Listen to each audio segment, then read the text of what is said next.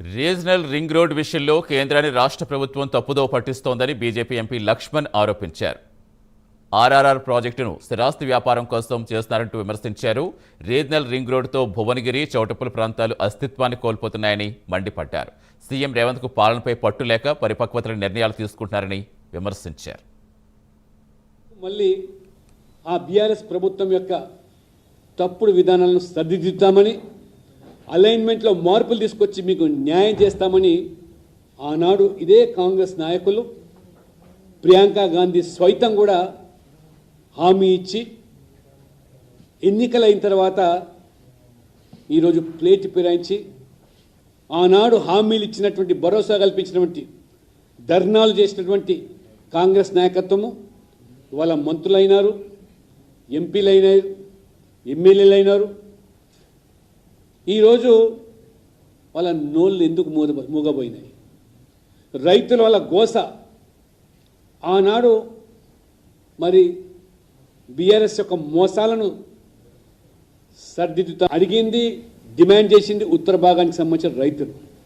మేము ఈ పార్టీకి ఒకసారి కాదు, 2 సార్లు 3 సార్లు నష్టపోయినాం అలైన్మెంట్ మార్చి. కానీ దానికి భిన్నంగా దక్షిణ ప్రాంతానికి సంబంధించి ఇవాళ 42 కిలోమీటర్లు ఓఆర్ నుంచి పెంచి ఉత్తర భాగానికి మాత్రం 23 కిలోమీటర్లకి పరిమితం చేయాలి. దీంట్లో ఉన్న ఆంతర్యం ఏమిటి?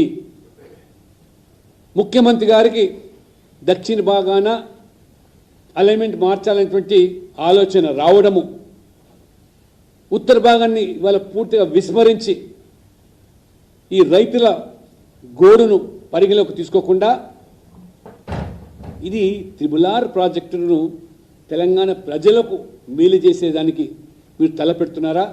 అసలుకే మోసం వచ్చే విధంగా దీన్ని ఒక రియల్ ఎస్టేట్ వ్యాపారంగా మార్చదలుచుకున్నారా? ఈ రైతులు ఇవాళ రాష్ట్ర ప్రజలు మిమ్మల్ని అడగదలుచుకున్నారు. వాస్తవంగా పూర్తి లోపభూయిష్టమైన ఒక డిపిఆర్ తయారు చేసి ఈరోజు ముఖ్యమంత్రి గారు కూడా అబద్ధాలు, ఉత్తర భాగానికి సంబంధించి 90% భూసేకరణ చేపట్టామని,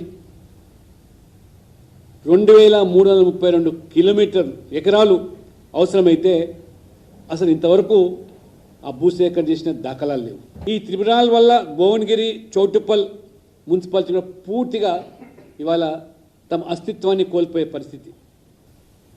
ఈ రకంగా మరి ఈ త్రిబుల్-ఆర్ అలైన్మెంట్ మార్చాలని చెప్పి వారు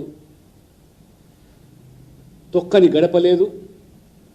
కాంగ్రెస్ పట్ల ఆశలు సన్నగిల్లి మా దగ్గరికి వస్తే మేము ఈ అంశాన్ని తీసుకొని మరి భారతీయ జనతా పార్టీ, ఈ రైతు బాధితుల సంఘం వాళ్ళ నేతృత్వంలో భువనగిరిలో ధర్నా నిర్వహించి కలెక్టర్ గారి దృష్టి తీసుకెళ్ళి